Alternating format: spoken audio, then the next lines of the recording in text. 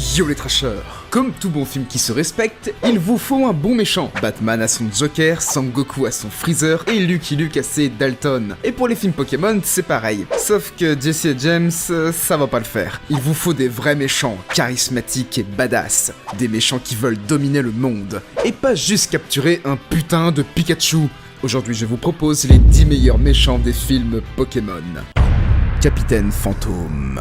And those who do not. À première vue, il ressemble à un personnage de One Piece avec son costume rouge et sa barbe bleue. Son objectif, devenir roi des pirates.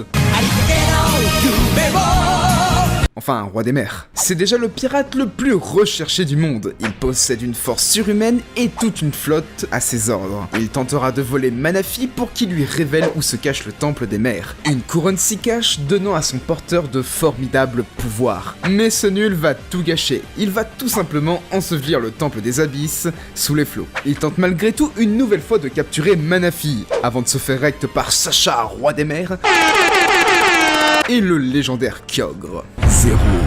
I'll just take that shaman off your hands. Zero a un objectif tout simple, dominer le monde. Mais pas celui que vous connaissez. Il veut dominer le monde Distorsion, un monde parallèle où seul Giratina règne. Pour ce faire, Zero capture Giratina, lui dérobe ses pouvoirs et détruit les liens qui unissent le monde Distorsion au monde réel. Mais ses actions ne sont pas sans conséquences, car celui-là détruit également la réalité. Oh, et je ne voudrais pas jouer les rabat-joie, mais dominer un monde vide, ça intéresse qui? Il a vraiment des motivations de merde. Bref, il se fait aspirer par la faille de Shaymin qui le propulse hors du monde Distorsion.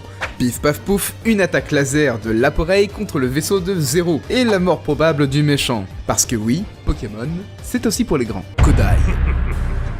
Homme d'affaires puissant, Grégoire Kodai est riche et médiatiquement très affluent. Il doit sa réussite à sa capacité de voir dans l'avenir grâce à l'onde du temps de Celebi. Mais cela a une conséquence, la mort de tous les végétaux de la région de Kuropolis. Ce n'est que 20 ans plus tard qu'il décide de refaire la même chose, car son pouvoir de prédilection se meurt. Il décide donc de retrouver Celebi afin de garder ce pouvoir pour continuer de prédire l'avenir et dominer le monde. Ouais, pourquoi pas. Il retrouve Celebi et l'onde de temps, mais malheureusement pour lui, cela échoue grâce à Sacha. Au moins, il sert à quelque chose. A noter que dans le film, Kodai est arrêté et emprisonné, mais dans la version manga, Zoroark le tue, avec une illusion qui le pousse à se jeter du haut d'une falaise. Et ouais, faut pas le faire chier. Gélardan. Ce collectionneur du deuxième film Pokémon ne recule devant rien.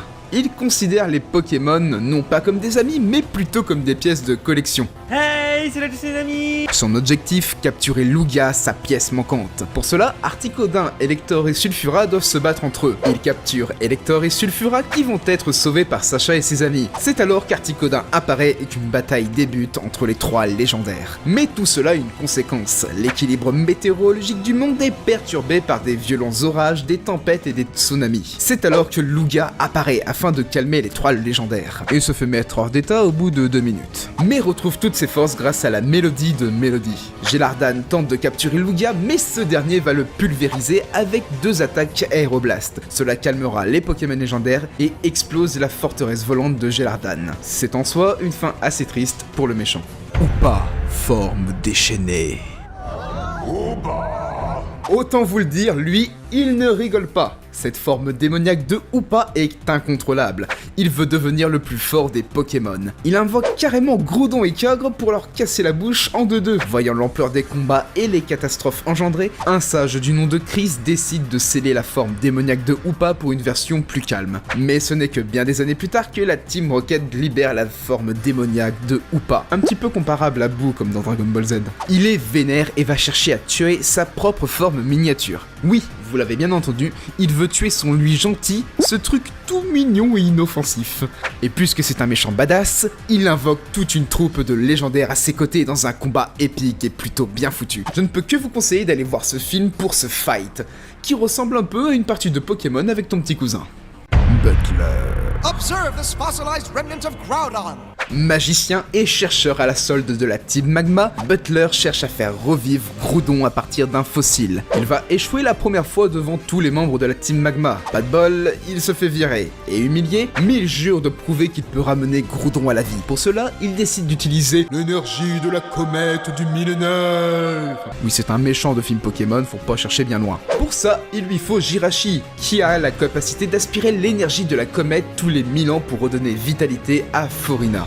Butler capture Jirachi, utilise toute l'énergie de la comète pour le fossile et réussit à refaire revivre Groudon. Enfin, pas vraiment. Ce Groudon est maléfique et n'a rien à voir avec celui qu'on voit d'habitude. Non, lui, il a plein de tentacules et aspire tout Forina, y compris les Pokémon aux alentours, même la petite amie du méchant. Ce n'est qu'à ce moment-là que Butler se rend compte de son erreur. C'est alors qu'il décide de faire l'effet inverse pour sauver sa bien-aimée, avec l'aide de Sacha, Pikachu et Jirachi. Après une longue lutte, cette contrefaçon de Groudon disparaît. Butler retrouve sa petite amie, tout va pour le mieux dans le meilleur des mondes. Marcus. You shall change history. Dictateur du 12e film Pokémon, Marcus possède une partie Arceus. le joyau de vie. Il a le pouvoir des dieux des Pokémon. Mais comment a-t-il réussi à avoir ça? En gros, une météorite s'écrase sur Terre, Arceus. s'interpose, il la détruit, tout le monde est sauvé. Sauf qu'Arceus est blessé. Et Damos, un gentil paysan, décide de l'aider. Sa région Mikana étant déserte, Arceus lui donne vitalité. Là où tout était aride, cela devient un véritable jardin d'Éden.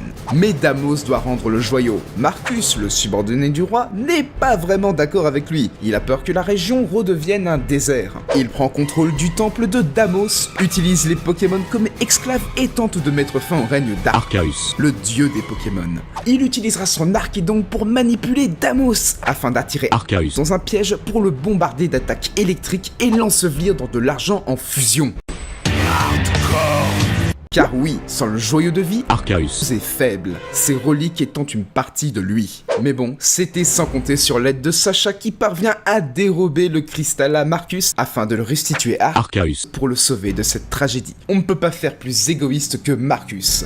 Mais bon, si vous pouviez trahir le dieu des Pokémon pour avoir votre petit Éden, le feriez-vous? Annie et Oakley.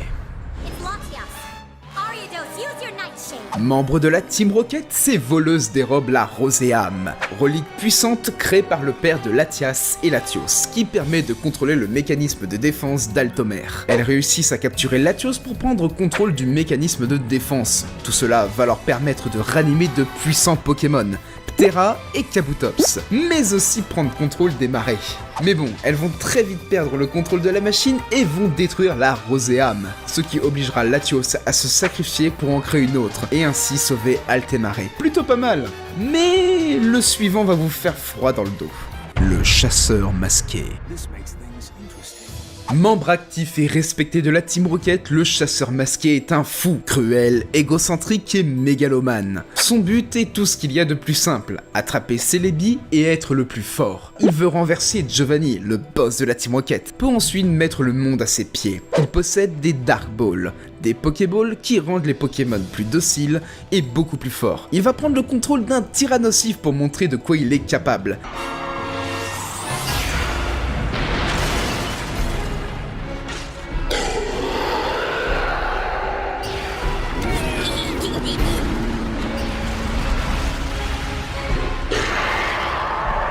Il ne rigole clairement pas. Et il n'y va pas de main morte. Il capture Celebi et l'oblige à détruire tout ce qu'il trouve sur son passage, en créant une créature faite de bois et de feuilles. Tout cela va épuiser Celebi au point de le tuer. Le chasseur tente de s'enfuir en jetpack avec le Celebi, mais il va se faire méchamment rétamer par l'attaque tonnerre de Pikachu. Fort heureusement, plusieurs dizaines de Celebi arrivent de toutes les époques afin de soigner leur ami Celebi. Mieux vaut ne pas avoir ce type en travers de sa route.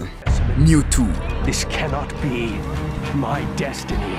Ah, et celui que vous attendiez tous, il est le méchant emblématique du tout premier film Pokémon, une icône de la pop culture. Créé par des chercheurs dans l'unique but d'être offert à Giovanni, ce dernier s'est avéré être doté d'une conscience, et ne va pas être totalement d'accord. Il détruit le laboratoire et tue toutes les personnes qui s'y trouvent. Puis, il décide d'organiser un grand tournoi pour réunir les meilleurs dresseurs dans le but de s'emparer de leurs Pokémon, faire des clones, devenir devenir le maître du monde et anéantir les humains et les Pokémon. Il n'hésite pas à montrer sa puissance en malmenant les dresseurs et leurs Pokémon grâce à ses clones beaucoup plus forts que les originaux. Chaque Pokémon affronte son clone respectif dans une lutte sans merci. Rien ne semble faire face à Mewtwo. Et pourtant, Mew arrive et semble déterminé à stopper son clone lui aussi. Les deux Pokémon s'affrontent, mais Sacha s'interpose, ce qui transformera Sacha en pierre. Par la suite, Pikachu et tous les Pokémon, y compris les clones, pleurent la mort de Sacha, ce qui le ramène à son état normal et fait réfléchir Mewtwo. Il voit que les Pokémon aiment les humains et vice versa, et décide donc de s'en aller avec ses clones pour ne plus causer de problèmes, tout en prenant soin de leur effacer la mémoire, bien sûr. Autant vous le dire, faire ce classement n'a pas été chose facile, car beaucoup d'autres méchants des autres films agissent plus par naïveté ou parfois sont quasi absents du film, ou totalement pas intéressants. Il n'y a qu'à voir Lance et Marissa qu'on ne voit quasiment pas, ou encore Genesect qui n'agit que par peur pour ses semblables. Il arrive même tout simplement qu'il n'y ait pas de méchants dans les films, comme dans Lucario et le mystère de Mew. Et vous, c'est quoi votre méchant préféré ? Perso, je trouve Marcus et le chasseur vraiment badass. N'hésitez pas à vous abonner à la chaîne de Pokémon Trash, lâchez le gros pouce bleu des familles, à plus et restez curieux.